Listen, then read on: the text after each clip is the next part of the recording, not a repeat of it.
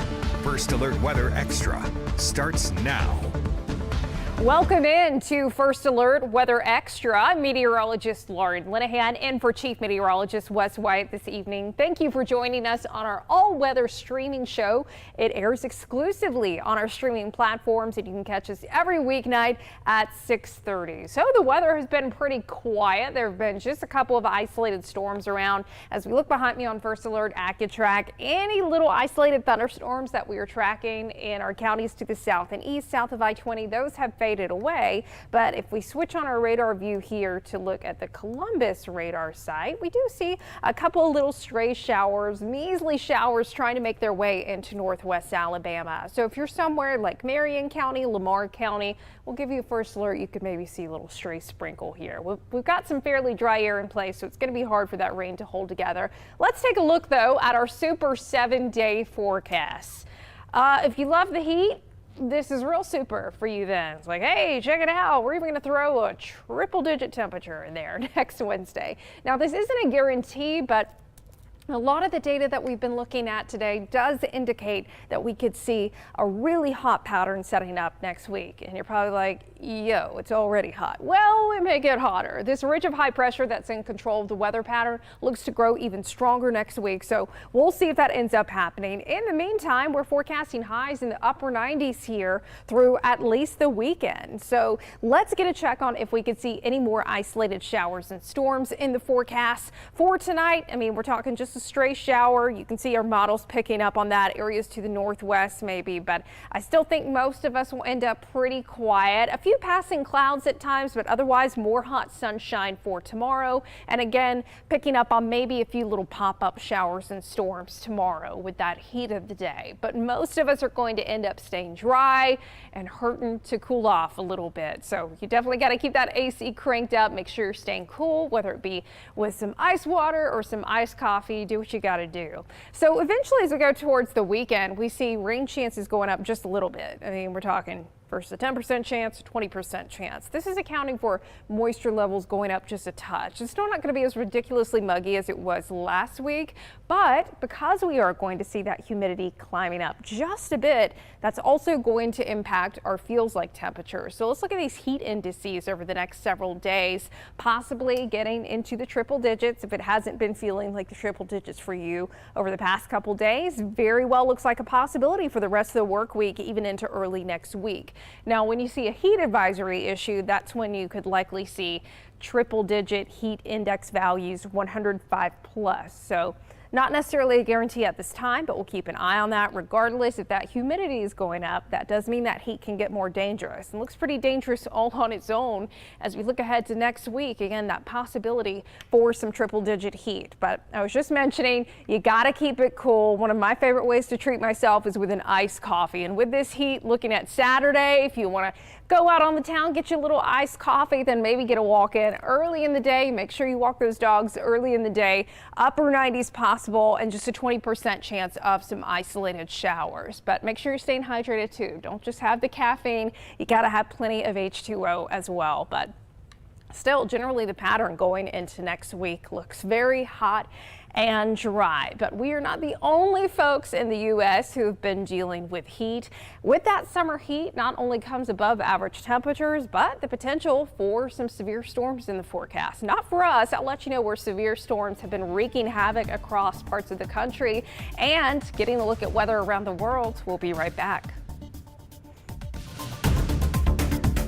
Good morning, everyone. Welcome into Good Day, Alabama. A new morning comes with preparing right, because while you slept, news broke. We have new information from that breaking news that happened this morning. While you head out, the storm we gave you the first alert for is on its way in. And as the key turns the ignition, your shorter route to work is being found. Avoid 459 southbound completely because of a crash. A new morning means everything you need for a good day is on Good Day Alabama, always on your side.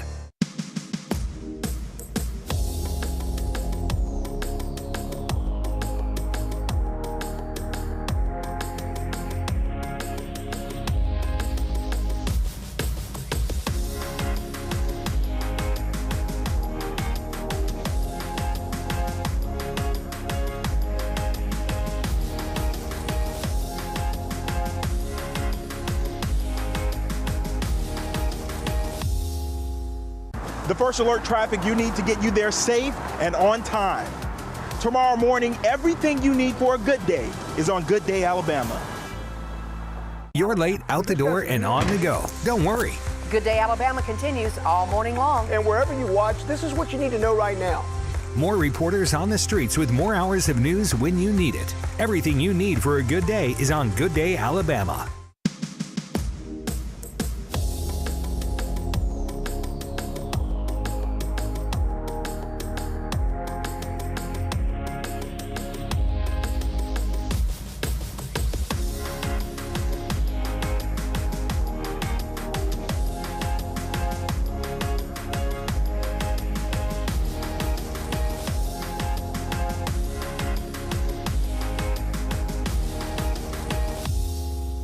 Knowing first is everything. First Alert Weather. Welcome back to First Alert Weather Extra. I'm meteorologist Lauren Linehan. Even though we've been pretty dry here in Alabama, severe storms moved through New Jersey yesterday, and one storm came down on a car that was driving on the road. Fortunately, the driver wasn't injured, but Naomi Yane reports. Surveillance footage shared exclusively with News 12 from a nearby house caught the aftermath of that tree tumbling down. You see the red pickup truck drive across the screen, and just out of the camera view is where that tree landed on top of that truck. You can see leaves and branches blow across the screen. The camera shakes, then a flash of lightning. Luckily, there were no injuries reported. This is pretty crazy. I mean, when Irene hit, there was a lot of tree damage. But a guy driving down the street, getting hit, that's a lot. In Elizabeth, flash flooding forced street closures as floodwaters rose. Take a look at these pictures residents shared with News 12. One woman was carried to safety by firefighters. Floodwaters showed no mercy to the cars parked near this intersection. Some of the tires were nearly completely submerged. It floods every time it rains like this, and people be losing their property, their cars, and all kind of stuff. At the intersection of 6th and Trumbull, there's a rain garden. However, one business owner tells us he hasn't seen a difference in the flooding. They built this so-called thing that they're supposed to pick up water. I don't know what they would call it. They tanks it in the ground, and it does nothing. Well, as we go across the Atlantic, we've been talking all week on Weather Extra about wildfires that have been raging across parts of Italy. They have now turned deadly. In the country's south and in Sicily, 4 deaths are blamed on the fires. 2 elderly people found burned to death in their home in Palermo on Tuesday. Authorities evacuated 2,000 people as well from 3 hotels in Sicily. Temperatures are expected to dip briefly, but unfortunately look like they're going to be climbing again this weekend. And wildfires also continue to blaze in Greece as well. Emissions from fires in Attica and Rhodes have been the highest for July in Greece in 21 years, fueled by the ongoing heat wave in the Mediterranean. The wildfires are expected to continue affecting the air quality in the region, with smoke and other air pollutants moving south across the Mediterranean. Well, emergency teams are now battling wildfires in parts of Portugal and Spain as well on Wednesday. Outside the Portuguese capital of Lisbon, over 500 firefighters remained at the scene of a wildfire that broke out, temporarily halting traffic on local highways. Nearby residents were evacuated alongside 800 animals from a local dog shelter and animal sanctuary. And we talked about this yesterday, but now breaking news: at least 1 person was killed and 2 injured as Typhoon Doksuri hit the Philippines, bringing flooding and landslides to parts of the country. The fatality and injuries happen in the northern and central regions of the country. The typhoon is expected to weaken as it heads northwest towards South China. Well, an alarming new study shows what could happen, which could lie ahead if climate change is not brought under control. Researchers say the warming of the planet has the potential to collapse the world's crucial system of ocean currents. This is according to a study in the journal Nature. The currents act like a giant global conveyor belt. They transport warm water from the tropics towards the North Atlantic, where the water cools, becomes saltier, and sinks deep into the ocean Caribbean before spreading south. The currents help regulate global weather patterns, and researchers warn if this so-called conveyor belt breaks down, people could see more extreme winters and sea levels rising. Scientists say it's not a matter of if the system will collapse, but when. And some people predict it could happen as early as 2025, but others say the collapse is decades away unless carbon emissions are cut to zero. Global temperatures are reduced and melting in the Arctic is slowed. Well, on the West Coast, the San Diego Council is considering closing part of a beach to humans after several encounters with sea lions. Video of one of the latest incidents is going viral, as Regina Ureta reports. Please give that large male sea lion plenty of room. 2 sea lions on the move yesterday. You can hear them barking. One of them charges from the water towards the other who's laying on the beach, but it startles people standing close to them. That's when some tourists begin to scream and run away while others remain close. It's normally you see the videos and they're from up here. Japhet Perez Estrada is the one who caught it all on camera. Moms running with their kids, grown men squealing like little girls. I loved it, because as a local I get annoyed seeing the tourists come here and time again aggravate the animals. These are guidelines. Aggravating the animals is what seal conservationists try to warn people about. They say this video is once again sending a message to those who are not keeping a distance. They're also informing the public of what the sea lions were actually doing. In the sea lion world, they identify their territory by pushing the other one out of it, and whoever's bigger wins. Robin Davidoff with the Sierra Club Seal Society says pupping season ends in October when the last pup is born. But pups need to be with their moms for up to a year. If a mom is provoked in any way, they can abandon their pups. Now the pups are a couple weeks old now. They can swim, but not great. So they can kind of paddle around, but they can't really deal with rough waves. So they would have to wait on the shore for their moms to come back to nurse them. And they nurse for up to a year. La Jolla Cove has public access year-round, but Point La Jolla is still closed through October to give the mammals their space. Now, the San Diego City Council's Environmental Committee is working to keep that area closed all year long. Last week, the committee approved a recommendation asking for the change. It will now go to a full City Council hearing. Oh, go leave those babies alone. And hey, sea lions have the size to do some damage. Experts say they can reach 10 feet long and a casual 2,000 pounds. Yeah, I wouldn't want that coming at me. Well, coming up next on First Alert Weather Extra, we check in with Mickey Ferguson and meteorologist Matt Daniel to figure out how we can keep our own pups safe during this heat. We'll be right back. We heard the first alert. Mom says we have to go. She says I don't have time to grab any more toys. Need to be in your tornado safe place. Get there right now as you have. We have to get to our safe place because sometimes when you hear the siren, it's too late. That's why she says knowing first is everything.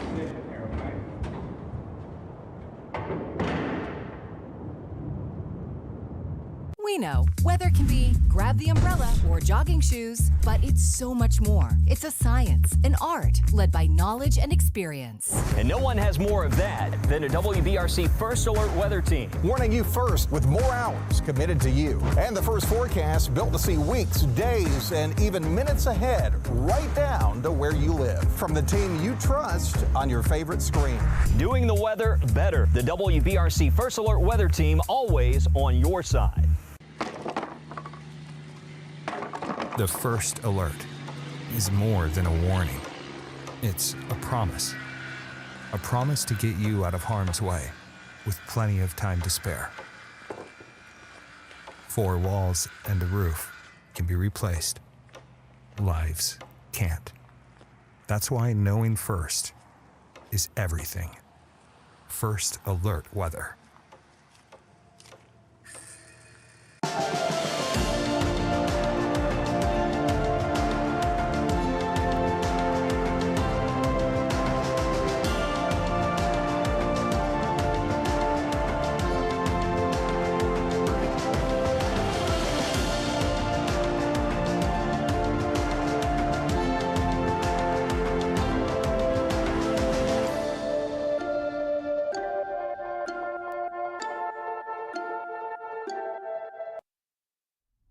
Hey, Matt, there's a dog drinking water behind us. Does he make sound effects? I don't know. Let's see.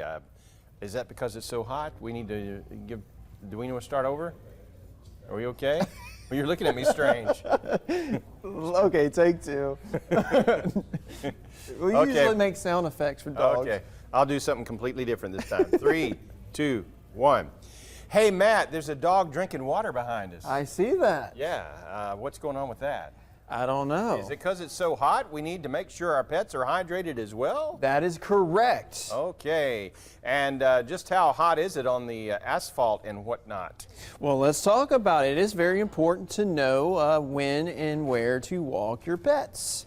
And, you know, at night, or really during the daytime, you get a lot of the heat coming in from the sun, and the darker surfaces like the pavement absorbs it. So in the morning hours, you will find that non-paved spots like grassy surfaces will end up a few degrees cooler versus the pavement. But it really cranks up when we get into the afternoon hours, Matt. That is correct. That's when the grassy areas are 92 degrees. Let's say the air temperature is not far from the grass temperature, but the asphalt, whose fault? Asphalt is up to 120 degrees Fahrenheit. That's right, and as you can see with the daytime pavement, it says it can be very dangerous when it comes to pets or on your bare feet. So definitely want to avoid walking your dogs, especially on pavement. Or kids, you know, go for a walk with the kiddos. They might be barefoot. Yeah, make sure they have some type of proper there you go. Shoes on or something like that. So here's a look at surface temperature differences. So just make up a number, any number. Let's say the surface temperature is 80 degrees. Yeah. Well, if it's 80 degrees with the concrete surface temperature, you're just going to add 9 degrees on top of that. Are you going to make me do math? Yes. What's 80 plus 16? Oh, 96. There you go. 97. Then we got 108, and then 115. Something like that? Sounds good. Yeah, so you can tell the darker the surface, the warmer it's going to get. So, you know, the best thing to do is just put your hand onto the surface. If it feels hot to you, it's probably feeling pretty hot to your pets. But this is actually real data showing those pavement road temperatures yesterday evening. So this was at Tuesday at 4 p.m. Look at that, about 140 degrees. It's okay, I'm going to keep my hands off the pavement. And then, as we went into the overnight hours into this morning, this is showing those pavement road temperatures at 6 a.m. It cooled down to about 80. So this morning, if you're walking your dog on the sidewalk, on the roads, that's not too bad at all. But definitely heats up quickly with that as soon as the sun comes out. Well, future pavement temperatures tomorrow morning, we're at 88 degrees, but then it soars up to 124 degrees just by, what is that? 10 a.m. Yeah. Shazam. And then as we go into the afternoon, back to about 140. And then as we go into the evening hours, once that sun sets, those temperatures start to drop. So here's a good reminder. In the afternoon hours, if you got to walk the dog, that's a good check sign. They're on the grassy surfaces. Mm-hmm. And but no, that's the X. I'm going to say that's wrong. That's probably not the greatest idea. Obviously, the person who was walking these dogs checked out those temperatures, and those are little happy puppies right there. Yeah, they are. Well, all righty. Is that it? Is that what we got? That is it. Just be safe in the heat. Hot stuff. And just note that it can get pretty toasty, pretty dangerous for your pets to walk on those pavement, especially when those temperatures go up to about 140. All right. Stay cool, y'all. And fun fact, you know, the person who was walking those dogs was our very own alum meteorologist, Jill Gilardi. Those are her babies, Henry and Chewy. They know better than to walk on that hot pavement. So that was probably taken on not a hot summer day. But make sure you're playing it safe in the heat. And Wes will catch you tonight. There will be a digital newscast, and soccer is on, and if need be, going on late this evening. But also Good Day Alabama tomorrow morning. And you can catch us here on Weather Extra every weeknight at 6:30. I'm meteorologist Lauren Linehan. Have a safe and happy Wednesday evening.